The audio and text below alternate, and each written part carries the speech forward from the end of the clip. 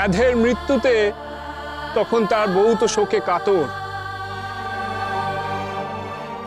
কৈলাসে নিয়ে যাওয়ার জন্য শিবের অনুচরেরা তখন সেখানে এলেন।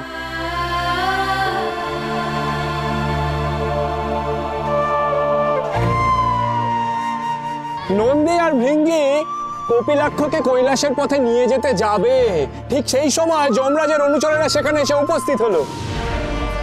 মৃত মানুষরা কৈলাসে যেতে পারেন না, তাদের স্থান যমলয়। ব্যাধকে আমাদের তুলে দাও। অসম্ভব, বাবা ভোলানাথের ইচ্ছায় এই ব্যাধ বাবার চরণে ঠাঁই পাবে। কি ধর্মরাজের আদেশ অমান্য করা হচ্ছে? তবে রে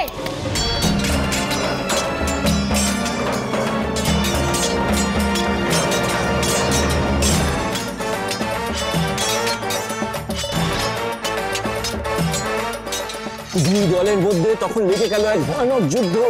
আর সেই যুদ্ধের মাঝে পড়ে ব্যাধের আত্মা তো কাঁপতে লাগলো। আর এক সময় শিবের অনুচরেরা যমের অনুচরদেরকে মেরে তাড়িয়ে দিল।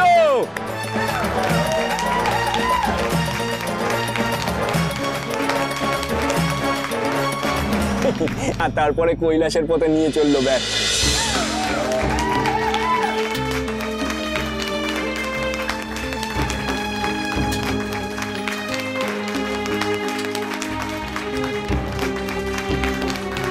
ব্যাধকে নিয়ে ঠিক যখন কৈলাসে ঢুকতে যাবে, তাদের পথ রোধ করে দাঁড়ালেন স্বয়ং যমরাজ। যমরাজ হুঙ্কার দিয়ে বললেন, স্তব্ধ হও।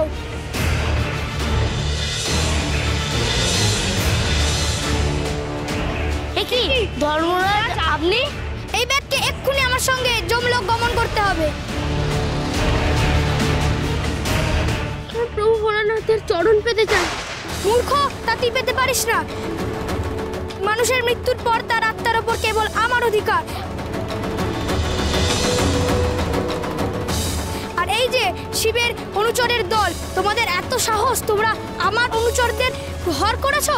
এত বড় সাহস তোমাদের কে দিয়েছে? আমি।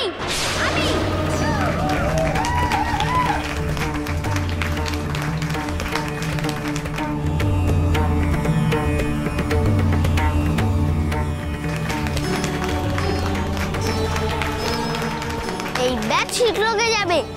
চলো কপিলাক্ষ। এ আপনার অন্যায় মহাদেব, আপনি এ কাজ করতে পারেন না। এই ব্যাধ বারাণসী পূর্ণভূমিতে জন্মেছে এবং দেহত্যাগ করেছে। সে উপবাসী অবস্থায় আমাকে পুজো দিয়েছে। শিব চতুর্দশী পূর্ণ লগ্নে পরম ভক্তিতে নিজের খাদ্য আমাকে দান করেছে। এই পুণ্যাত্মার জন্য যমলোক হতে পারে না। এই অবিনাশের আত্মা আমার সঙ্গে কৈলাসে গমন করবে।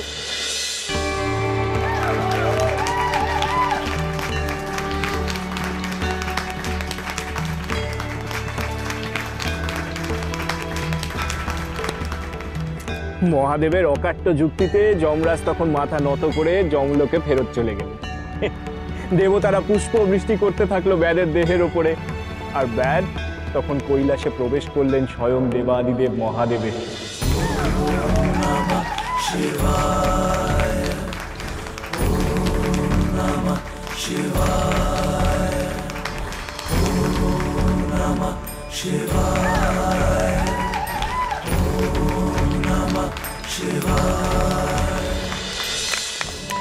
চমৎকার চমৎকার কাহিনী। রানীমা, এইভাবেই ব্যাধ কপিলাক্ষ দেবাদিদেব মহাদেবের চরণতলে আশ্রয় পেলেন তার মৃত্যুর পর। আর সেই রাতে, যে রাতে ব্যাধ ওই বেলগাছের ডালে বসে শিবের আরাধনা করেছিল নিজের অজান্তে, সেই রাত তারপর থেকে শিবরাত্রির নামে প্রচলিত হতে লাগলো।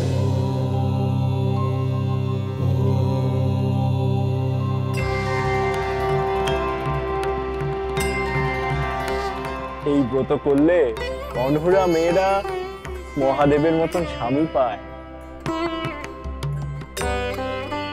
আর জননীরা পায় তাদের সন্তানের সুস্থতা। এই রাতে মহাদেব হয়ে ওঠেন কল্পতরু, তাই যে যা চায় তাই পায়। সকলের প্রাপ্তি ঘটে এই রাতে। ধন্য বামাচরণ, তুমি ধন্য। এত সুন্দর করে তুমি এই কাহিনী বর্ণনা করলে। শুধু তাই নয়, তোমার অনুপ্রেরণায় এই বাচ্চারা যা অভিনয় করলো অভূতপূর্ব। তুমি ধন্য। না গো, না না, ধন্যবাদ কেবল আমাকে দিও না গো। ধন্যবাদ যদি দিতে হয় তাহলে ওই চন্দ্রলতা আর তার সখীদেরকে দাও। তারাই তো ওই বাচ্চাদেরকে সমস্ত শিখিয়ে পড়িয়ে অভিনয় করিয়েছে গো, তোমাদের সামনে এত সুন্দর উপস্থাপনা করলো। আর বাচ্চাগুলোকে ধন্যবাদ দিও, বল্লভকে ধন্যবাদ দাও, ওই মেয়েকে ধন্যবাদ দাও গো।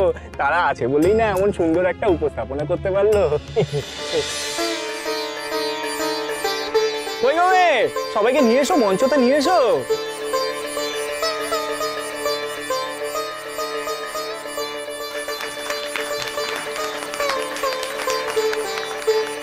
জয় বাবা ভোলানাথের জয়, জয় মা তারার জয়, জয় মা তারার জয়,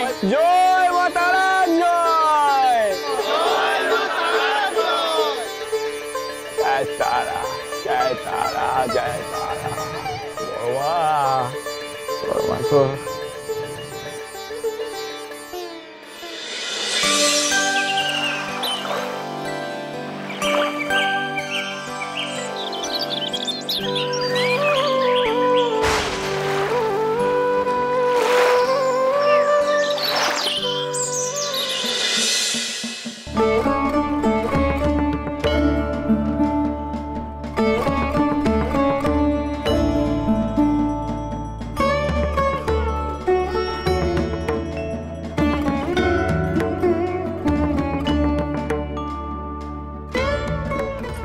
এই তো রানীমা এসে গেছে। বাবা, পুজো কখন শুরু হবে? এই তো শুরু হবে, কাজ তো প্রায় সব সারা হয়েই গেল। এরপর বড় মার কাছে যাবো, তারপরেই পুজো হবে। কি গো মেয়ে, নতুন কাজ পছন্দ হয়েছে তো? রানীমার সহযোগী হতে পেরে আমি ধন্য গো ঠাকুর। বাহ, চন্দ্রলতা ধন্য হয়েছে বটে, কিন্তু আমার প্রাণ যে অষ্টাগত রে। ও কেন, কি হলো, কি হয়েছে? আর বলিস না, অষ্টপ্রহর আমার পায়ে পায়ে ঘুরছে, কোনো কাজই আমাকে করতে দেয় না। আমি তো কাজ না করে হাঁপিয়ে উঠছি রে। দেখেছো তো কেমন নজরদার লাগিয়ে দিয়েছি তোমার পাশে। বাহ বাবা বাবা। শোন মেয়ে শোন, আমার এই দিদিটি না বড় চঞ্চল, সবার বিপদে গিয়ে ঝাঁপিয়ে পড়ে। এই অবস্থাতে দিদিকে একটু সাবধানে রাখিস, একটু যত্নে রাখিস, কেমন? ওই ওই ওই ওই সেই অনুষ্ঠানটা কবে গো? রানীমার সাধের কথা বলছো তো? সেটা দুদিন পরে। আর ছোট কুমার তো সেই নিয়েই খুব ব্যস্ত। বাহ বাবা বাহ, দুদিন পরেই, মানে মানে আগামী পরশু দিন। বাহ বাহ বাবা, জয় মা, জয় মা, জয় মা, জয় মা। খুব ভালো খবর শোনালে গো তোমরা, খুব ভালো খবর শোনালে। রানীমা, সেই দিন আমি তোমার কল্যাণের জন্য এক বিশেষ পুজো করবো গো রানীমা।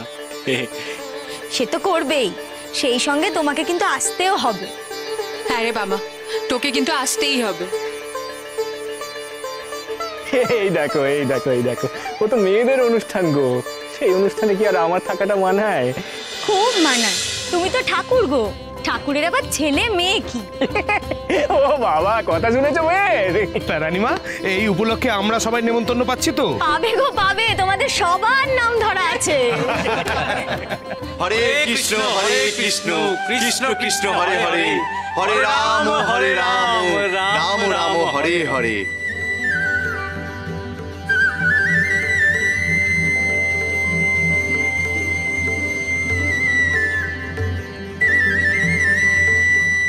আপনারা?